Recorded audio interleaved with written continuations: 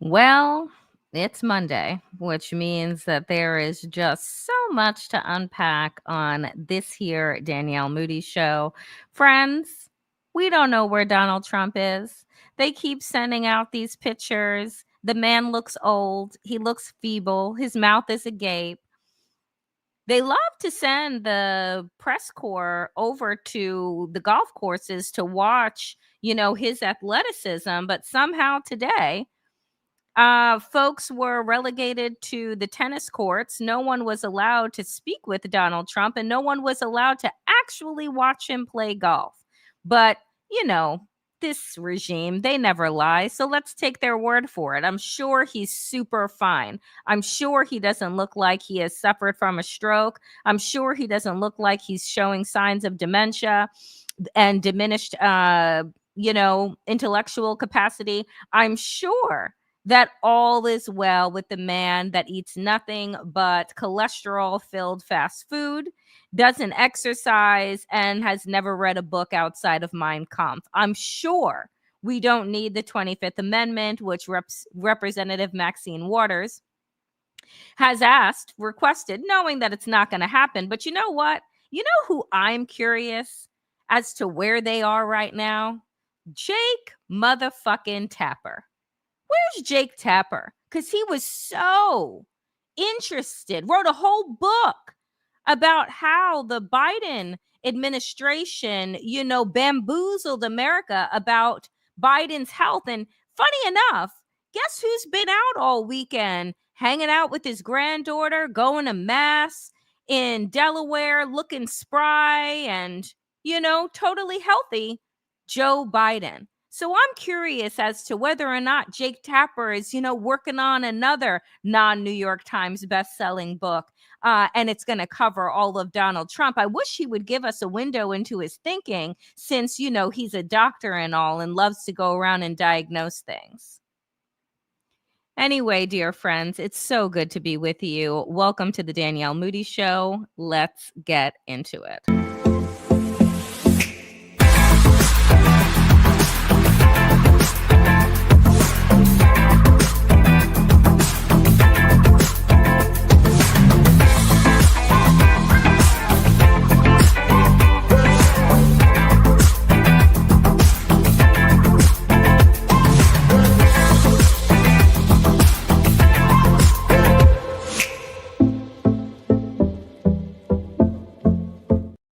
Welcome, dear friends, and happy Monday, damnation. It is time for another episode of the Danielle Moodie Show. And there are several articles that I'm going to unpack today because I think that they're important. And I think that given where we are,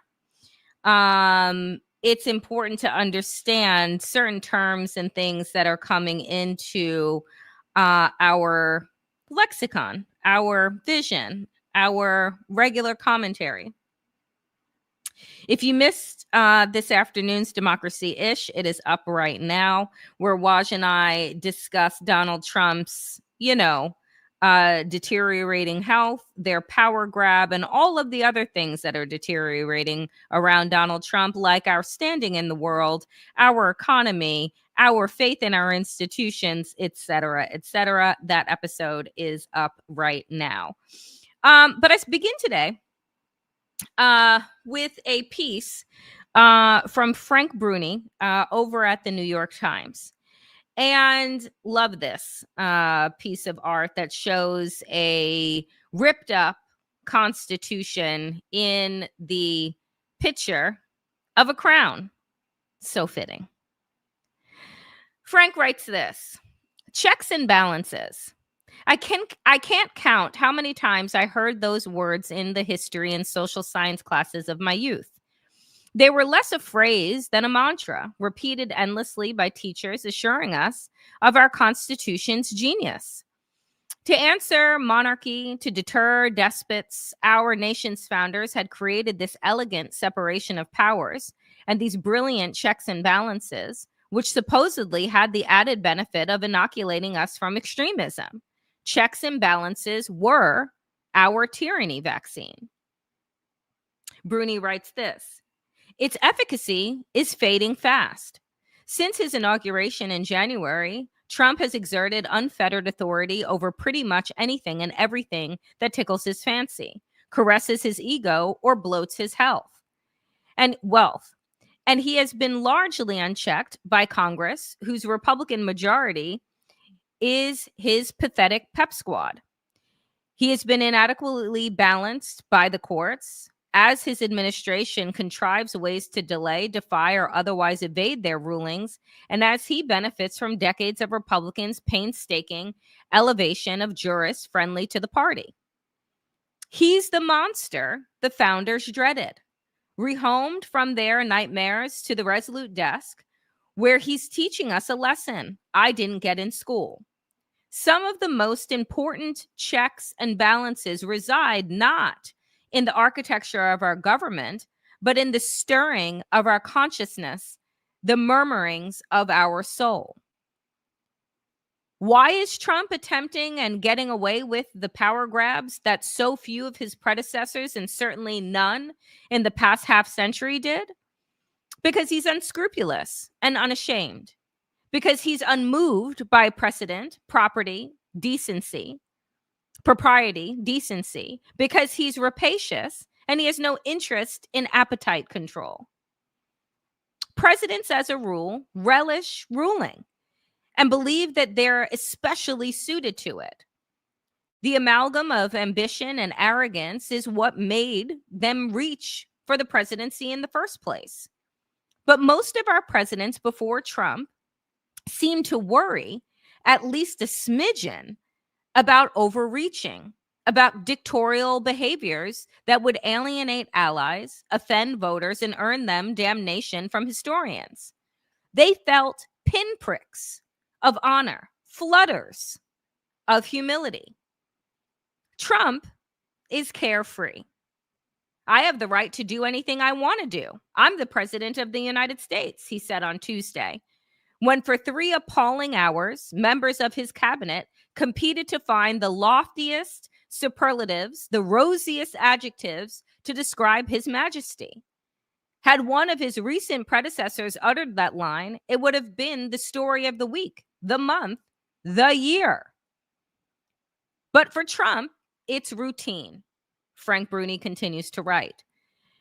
It's also an uncharacteristically truthful review of the past 7.5 months, during which he and his helpers have unrestrainedly brandished such tools as executive orders, emergency declarations, lawsuits, and investigations to exalt law firms and universities, dismantle programs that Congress already funded, lay claim to all trade policy and tariff rates, fire federal workers who might resist his corruption of the Department of Justice, or undercut his claims of unalloyed success, torment people he regards as political enemies, intimidate and marginalize unsupportive media organizations, and take over the policing of the nation's capital.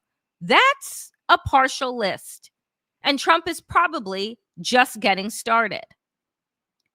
We, the people, have always been the real check, the most important balance with the power through our votes to reject and depose any would-be king with an unstirred conscience and a dormant soul.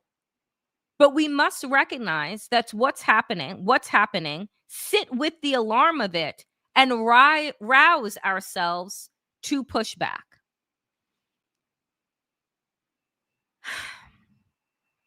Here's the thing. I do believe, and I've said this many times before, I do believe that many Americans are rousing themselves from a slumber that they've been in probably nearly all of their adult lives, where for many, folks have never had to pay attention or had no desire to pay attention to politics whatsoever. Some have even ignorantly said that politics has nothing to do with me. I just go about my life, not realizing that the going about your life happens because there are people that are working in institutions and departments that allow you to live a life that is largely uninterrupted until Donald Trump. Donald Trump has pulled the wool back from America's eyes in realizing that in order to actually hold on to a democracy, you must be vigilant about who is in control of that democracy. And over the last 10 years, we have watched as our country is now unrecognizable. Would you ever have imagined back in 2015 when Donald Trump came down that escalator and compared Mexicans to rapists and murderers, that 10 years later, that there would be federal troops on the ground in Washington, D.C., that the Smithsonian would be dismantling works of history in order to appease Donald Trump, their king, that colleges and institutions would have rolled back their diversity, equity, and inclusion, that they would have decided to instead persecute the students in their midst, call them anti-Semites for recognizing a genocide. Would you have imagined that we are more divided as a country than ever, than probably since the Civil War? That we are now sitting in a country that is largely unsafe, not just from a standpoint of our national security, but measles is at an all-time high after 33 years of being dormant. That not only is the head of Health and Human Services not a doctor and a drug addict conspiracy theorist, but now he's not satisfied with coming for your COVID-19 vaccines and coming for your measles vaccines. No, they're coming for contraception and any other mRNA vaccination that has allowed our nation to function, without threats of like polio, malaria, measles, all of these things, whooping cough, things that we have been able to get rid of with a prick of a needle. All of that is coming back, not to mention robbing women of more of their bodily autonomy and taking birth control away, which I'm pretty sure we told you when Project 2025 was released that they weren't going to stop at the rollback of Roe v. Wade. No, no, no. They weren't going to stop at IVF. No, no, no. That they were going to go all the way to ensure that women have absolutely no control over their bodies whatsoever. So that pill that you pop, that diaphragm, that IUD that you put, none of that is going to exist anymore. Not in the next couple of months. That's the plan. So needless to say, it has become incredibly clear, right, that these United States are more divided than ever. Ideologically, we couldn't be more different. And so I started to think, because there are a couple of articles that I read over the weekend and some that I wrote that are up right now at Substack, where, friends, I want to go back to a post that one of the stupidest members of Congress, Marjorie Taylor Greene, posted, and I want us to discuss it. Back in 2023, so this is now over 2 years ago, Marjorie Taylor Greene had posted on that sewer site X, we need a national divorce. We need to separate by red states and blue states and shrink the federal government. Everyone I talk to says this. From the sick and disgusting woke culture issues shoved down our throats to the Democrats' traitorous America Last policies. She goes on to say some other things that I don't care about. But the fact is that when she uttered this, she opened up a conversation that many had started to have in the shadows. But then once again, those shadow conversations have become more and more mainstreamed. So this outlet, The Governing, they posted this article What would a national divorce look like? And again, this is back in 2023.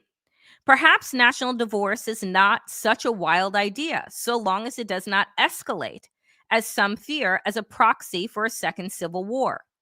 The divide between the blue and the red, urban and rural, coastal and heartland, Whole Foods and Cracker Barrel, is now so wide and so bitter that maybe, as in a spent marriage, it is time to just hang it up.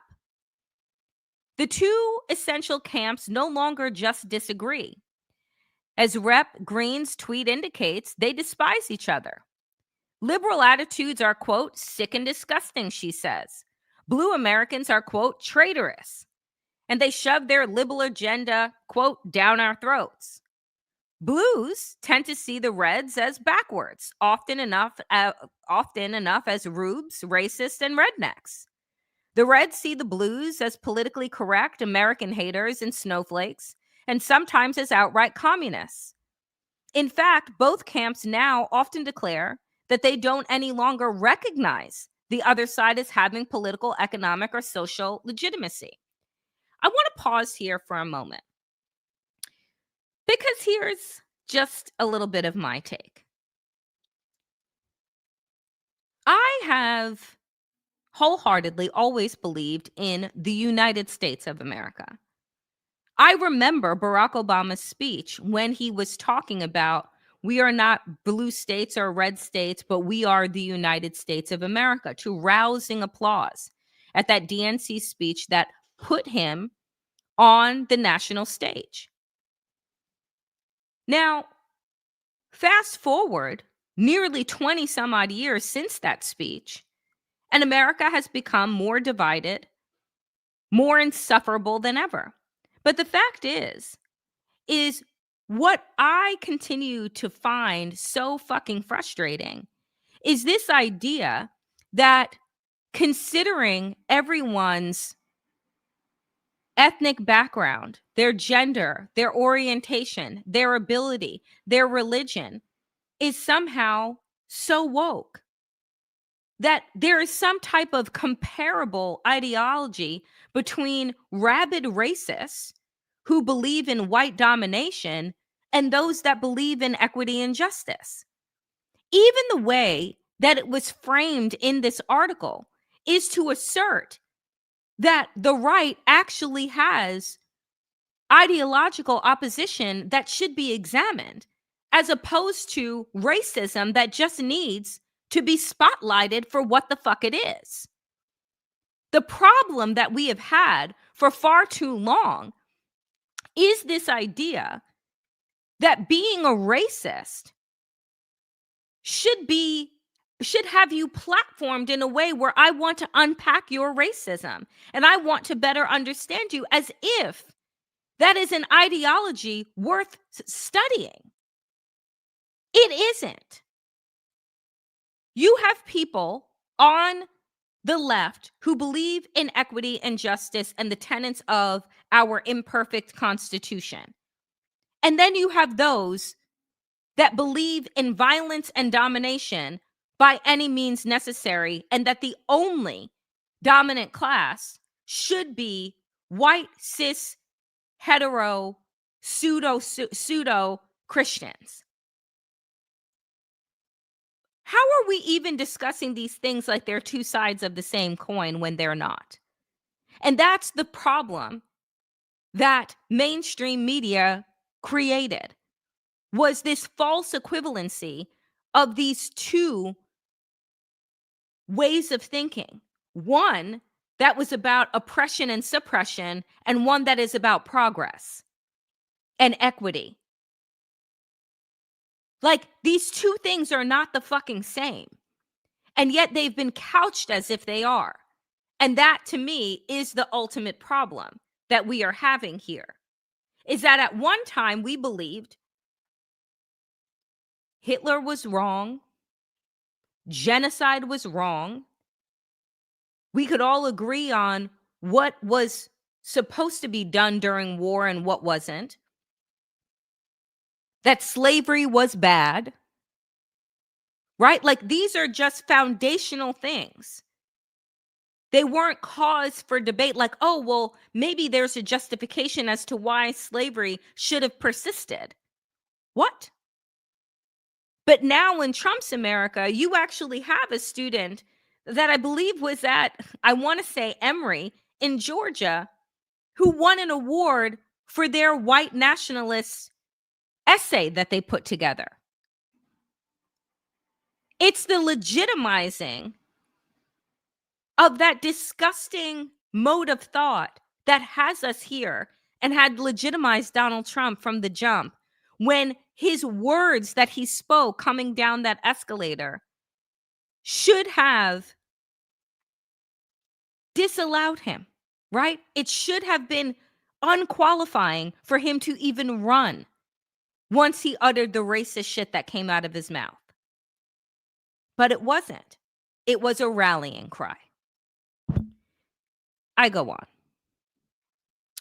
The United States was born in secession. On July 4th, 1776, the Second Continental Congress issued a statement that concluded, quote, "We declare that these united colonies are and of right ought to be free and independent states, that they are absolved from all allegiance to the British crown." By the time the war ended on September 3rd, 1783, 6,800 Americans had died in battle, and another 17,000 had died from war-related maladies. The takeaway: secession frequently, but not always, is attended by violence and sometimes outright war. Think of the partition of India in 1947, or the catastrophic breakup of Yugoslavia in 1991 to 92. The Civil War ended in Union victory in April 9th, 1865, but it did not produce national unity of purpose. More than 600,000 died in that war. Slavery as a formal legal institution ended with the 13th Amendment, December 6, 1865, but Reconstruction, which I talk about often, failed.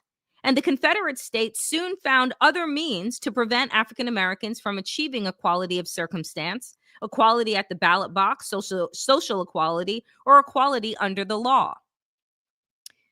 And this I find really interesting that they write here at the governing.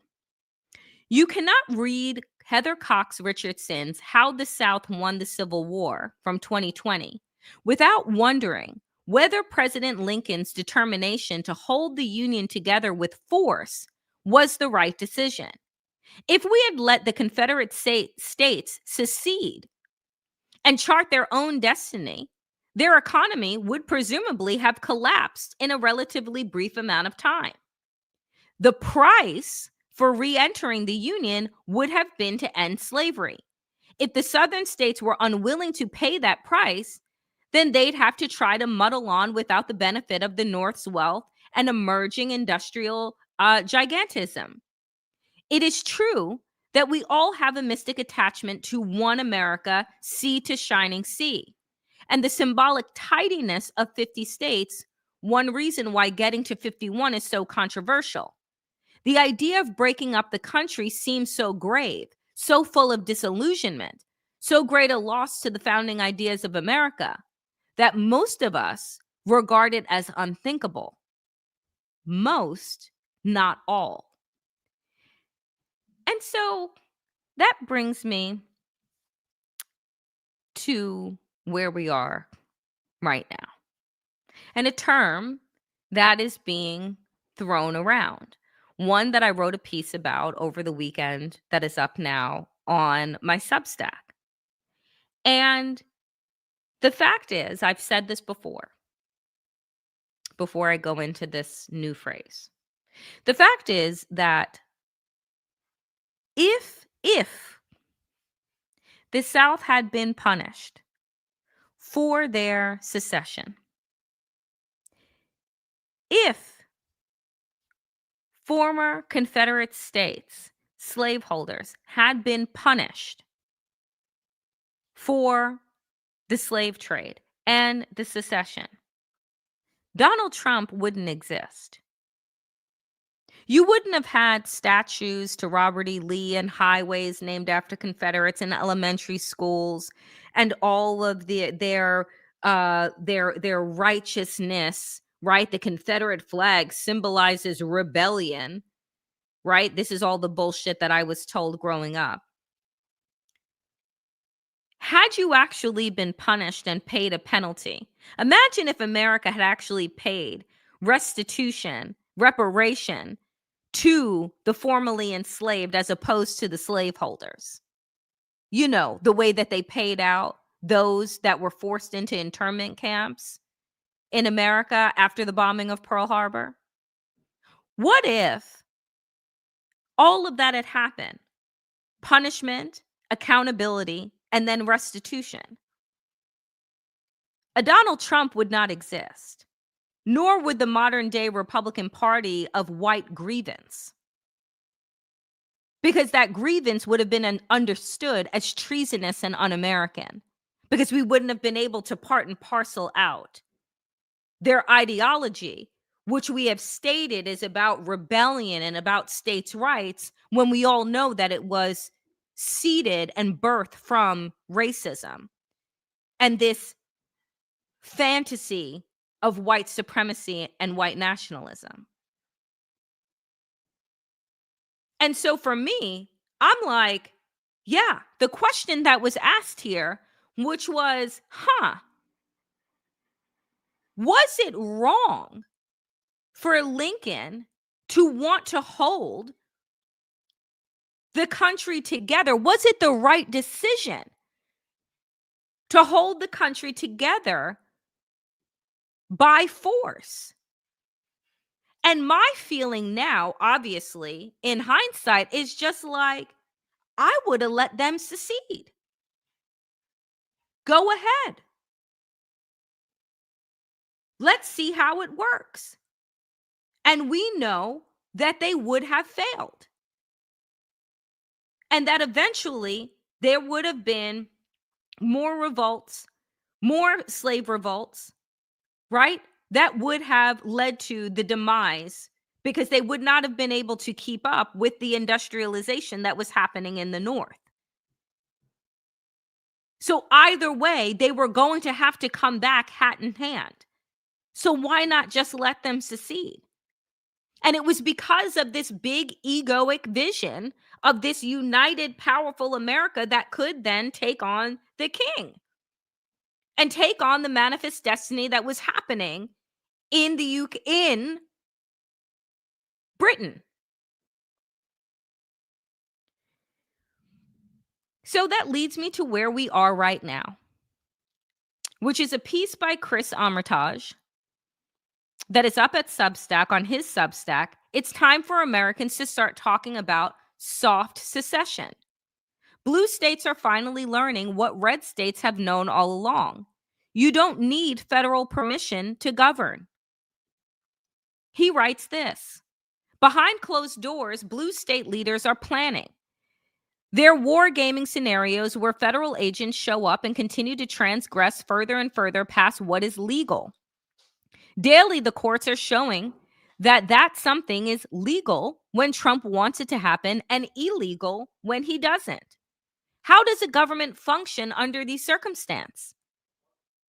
For many state attorney generals and governors, the legal briefs are already drafted. The strategy sessions have been running since December.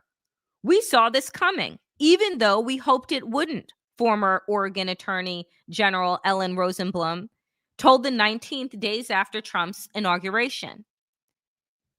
This is what American federalism looks like in 2025. Democratic governors holding emergency sessions on encrypted apps, attorneys general filing lawsuits within hours of executive orders, and state legislators quietly passing laws that amount to nullification of federal mandates. Oregon is stockpiling abortion medication in secret warehouses. Illinois is exploring digital sovereignty. California has $76 billion in reserves and is deciding how to deploy it. 3 sources on those daily Zoom calls between Democratic AGs say the same phrase keeps coming up: though nobody wants to say it publicly. Soft secession. Currently, folks, Massachusetts sends 4,846 more per capita to the federal government than it gets back. New Jersey and Washington are in the same position, bleeding thousands per person annually. Get this. Over 5 years, New York alone contributed 142.6 billion more than it received. Let me say that again. New York alone contributed 142.6 billion with a B more than it received to the federal government. Meanwhile, red states pocket $1.24 for every dollar they send to Washington. Blue states, as he writes here, are essentially paying red states to undermine democracy. Chris Armitage goes on. This economic reality gives blue states leverage they've only begun to explore. I have been saying this for months, if not years, that blue state governors needed to start functioning in the way that these Confederate bloc states have been functioning, which is to weaponize state rights actually for the good of the people against the federal government that is trying to steal our voice and our votes. That if you look at just the economics of the situation, red states cannot actually survive without blue states that are essentially providing them with welfare. So that being said, blue states as a bloc have more economic power than all of the red states combined. The Bank of North Dakota, profitable every year since 1919, offers a model for state banking that could reduce federal dependence. When Trump threatened to cut funding from Maine over transgender sports policies, Governor Janet Mills had 22 other Democratic governors ready to stand with her, collectively representing the majority of America's economic output. The legal foundation for soft secession was written by conservative justices who never imagined blue states would use it. Yale professor Heather Gerken calls it, quote, uncooperative federalism. States don't have to actively resist. They can simply refuse to help. And without state cooperation, much of the federal government's agenda becomes unenforceable. We've seen this playbook work before. Northern states' personal liberty laws made the Fugitive Slave Act virtually unenforceable between 1780 and 1859.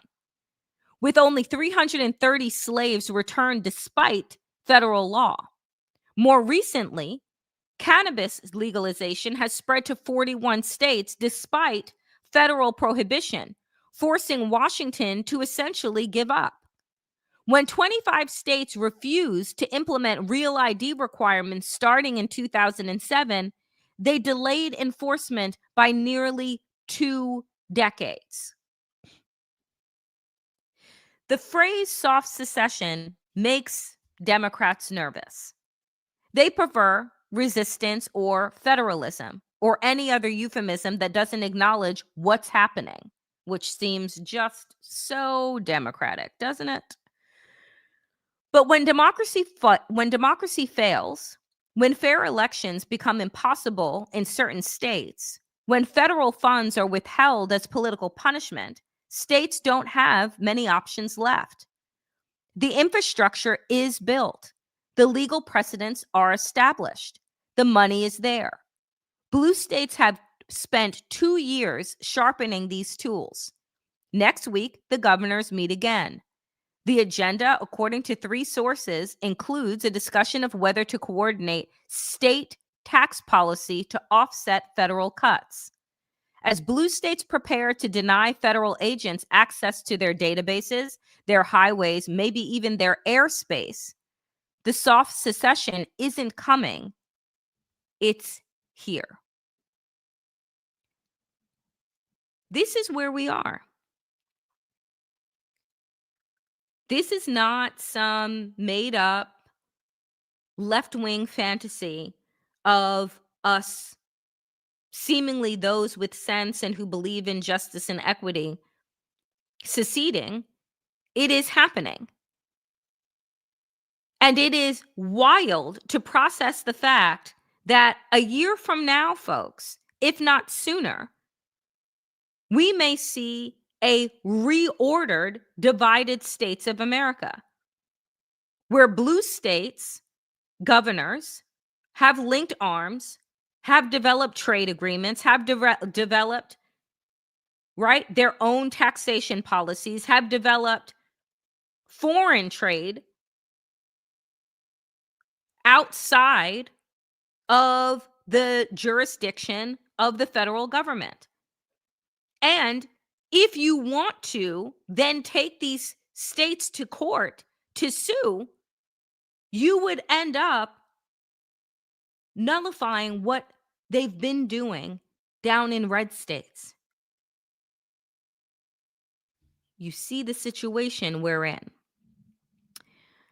Something else I find fascinating as all of this is happening and we are edging ourselves closer. Well, we're in a soft secession, but edging ourselves closer into what Donald Trump really wants, which is a civil war so that he can declare martial law. This article I thought was great too. Crime festers in Republican states while their troops patrol Washington. So while Republican governors, the Confederates, have jumped on the bandwagon to send hundreds of their national guard to Washington, D.C., their own states are swimming in crime. When Tennessee's Republican Governor Bill Lee dispatched his National Guard troops to Washington to support Trump's crackdown on crime, Democrats and other critics wondered why he didn't keep them within his state lines. Memphis, after all, has long been one of the most dangerous cities in the country, with a murder rate about twice as high as the nation's capital, according to the FBI statistics. Nashville has a higher rate of violent crime than Washington as well. The same questions could be asked of other Republican governors like Greg Abbott in Texas, DeWine in Ohio, Kehoe in Missouri, since cities under their purview all have higher rates of violent crime than the nation's capital. Yet no Republican governor has asked for federal intervention. The image of red state governors mustering uniformed troops for duty in blue state cities has left many Americans with the foreboding sense of a nation dangerously divided, perhaps even drifting toward open conflict. Trump denied statistical reality last week when he was asked whether he might send federal forces into high crime cities in Republican-led states. Sure, he said, but there aren't that many, which was a fucking lie because there are tons. But here's the thing, folks. As Donald Trump gets his right-wing Confederacy in order, as they send their National Guard into blue cities, their crime continues to escalate. As these governors in blue states are deciding that, you know what, we're not giving you any money anymore. Because if you're cutting our programs and you're penalizing our constituents, then what are we providing you all with funding for? We're just not going to do it. And then what is going to happen? But I want to end today's show with this, because while America is continuing to unravel, while our states are becoming more and more divided, while Donald Trump is clearly not cognitively and physically well and has disappeared from public view, and while his sycophants are ramping up his Project 2025 takeover of America because they need to get it done before Maybe he's no longer with us. Do you know what's happening elsewhere? Well, it should scare the shit out of everyone.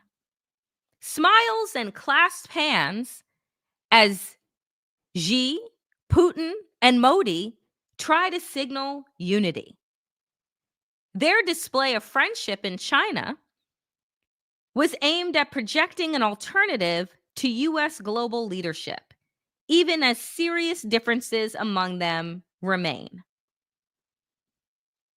So, while we're over here, Donald Trump is dismantling our Constitution and further dividing America, tanking our economy, realigning with the world's dictators. The world's dictators are still looking at him like, you can't sit with us because we want to get rid of American power altogether. Putin had already put his seeds and planted them and has allowed them to grow. And he's just sitting back in the Kremlin with a full belly of vodka and laughing at all the ways in which his plan has come together. Now, the next part is in motion, which is creating an economic alternative to America's power that is now sliding. The tableau carried multiple messages, analysts said. The bonhomie between Mr. Xi and Mr. Putin was meant to convey a close bond between them as leaders of an alternative world order challenging the United States. Mr. Modi sought to show that India has other important friends, including China, regardless of an unresolved border dispute, if the Trump administration chooses to continue alienating New Delhi with tariffs. Optics is a key part of this summit, and the White House should grasp that its policies will result in other countries looking for alternatives to meet their interests. China wants to seize on the unpopularity of America's chaotic trade policies to drive a wedge between Washington and the rest of the world.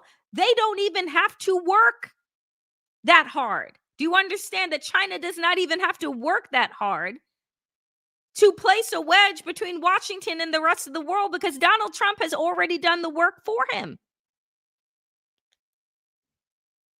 China wants to be able to show itself as a more stable leader than the United States right now.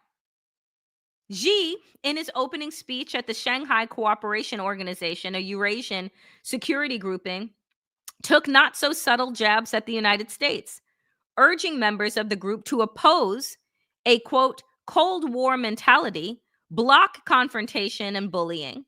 He said the organization must forge ahead amid global upheaval. The three-way hand-holding between Modi, Putin, and Xi was nothing short of the smiling manifestation of a troika that Moscow had recently said it hoped to revive. In another demonstration of closeness, soon after Modi shared a car with Putin as they rode together to a meeting on the sidelines of the summit. The two then spoke in Putin's limousine for 50 minutes before the start of their official meeting, according to Russian state media. Conversations with him are always insightful, Modi wrote on his social media account, where he posted the photo of the ride. This is the image from their meeting today. This is the new world order. And it's BRICS. It isn't just the three of them. They're the three biggest. But it's Brazil. It's Iran.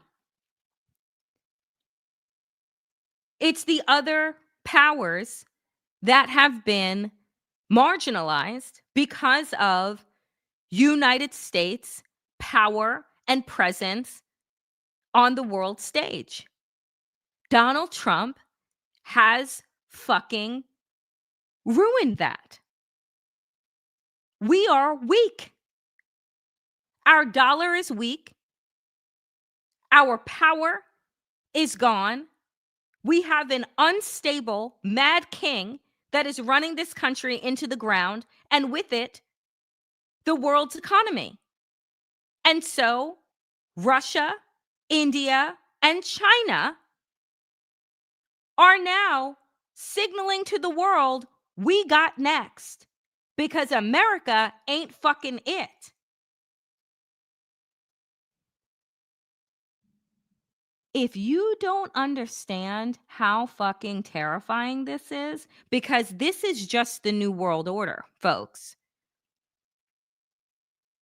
These three are about to divide up the globe once again.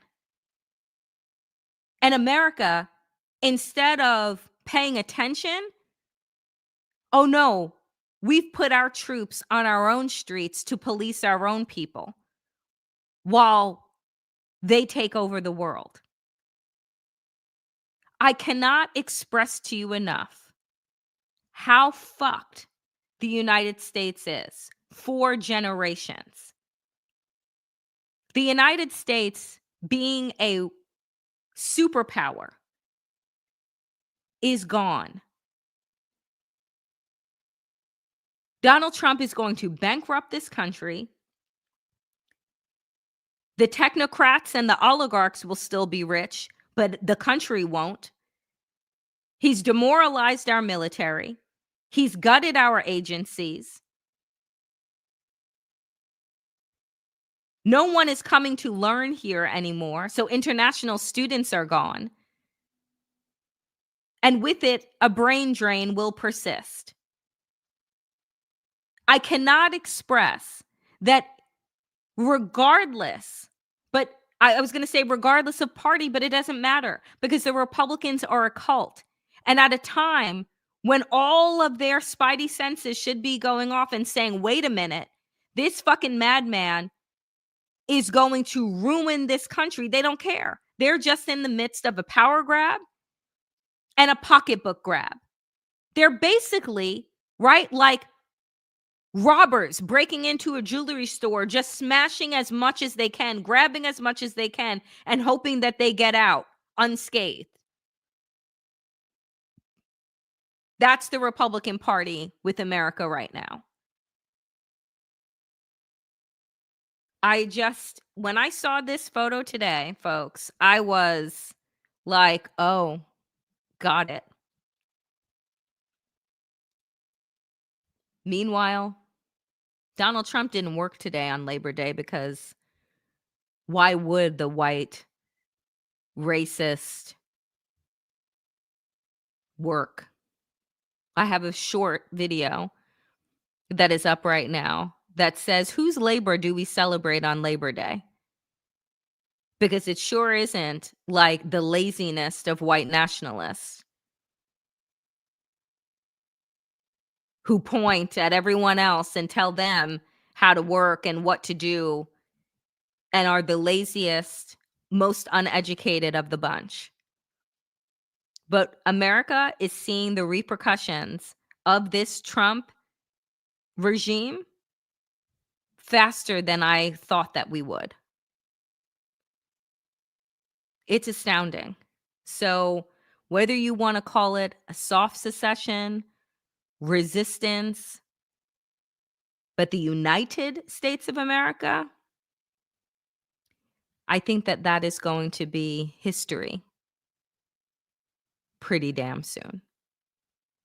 That is it for me today, dear friends, on the Danielle Moodie Show. I want to shout out those that came in with dollars today. Diana, thank you so much for 20. Shirley, thank you so much for 20. Ernst, as always, for 10. Essie for 10. Thank you so much. Canadian money coming through. Fair Star Child and K Panda. Appreciate you all so very much. Every dollar counts. As I say, this is independent media. Do not take corporate dollars, and I will never put any of my work behind a paywall. But every dollar that you have to donate, whether by super sticker or super thanks, goes a long way to helping me be able to create the kind of content you deserve and that you need. And if you're watching this on Substack, and you have the ability to, thank you, Becky, and you have the ability to become a paid subscriber. Please do consider becoming a paid subscriber, knowing again that none of my work will go up behind a paywall, but all of your donations go a long, long way. Folks, I appreciate you all on this Labor Day. I hope that, unlike me, you actually took the day off and you did something joyful, enriching. We are starting a new month. I cannot believe that we are in September. It is wild to think where this country will be by the end of the year, but I don't know. I feel like we're on a roller coaster to hell, but we'll be on it together. As always, dear friends, power to the people, and to all the people power. Get woke, stay sane, and in these extraordinarily dangerous times, dear friends, do stay safe. I will be back here tomorrow, 5 p.m. Eastern, for the Danielle Moodie Show and Town Hall Tuesday. Be well, my friends. Thank you so much.